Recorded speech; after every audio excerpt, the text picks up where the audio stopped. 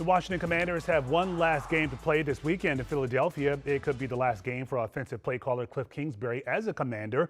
The former head coach might get his next shot at leading a team this offseason, but first, he tells our John Duran what went wrong with the Commanders' offense in 2025. Kliff Kingsbury saw instant success in his first season as Washington's offensive coordinator in 2024. He had a full slate of receivers to work with, including Terry McLaurin, who didn't miss a game, an offensive Rookie of the Year quarterback who played in at least some of all 20 games, including playoffs. This season wasn't the case. Injuries to key players at different points during the season contributed to underwhelming performance on game days.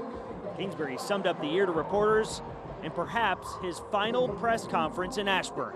Yeah, we just didn't get it done on any level really offensively. You know, our job is to score more points than them, and we did not do that no matter how we were trying to play. And so I think it's just looking at, hey, how do we get back on track and kind of maximize who we are, whoever's in here next year, who are we, and how do we maximize the pieces we have. But there's a ton of different decisions I wish we would have made and I would have made, and more just like individual play calls than anything. You know, our style of play was a bit different, like I said, trying to slow the games down, limit possessions, do things of that nature.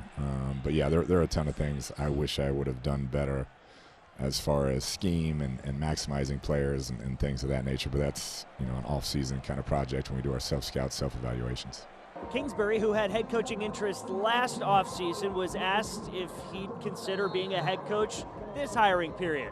He told reporters he'd cross that bridge if and when he gets to it.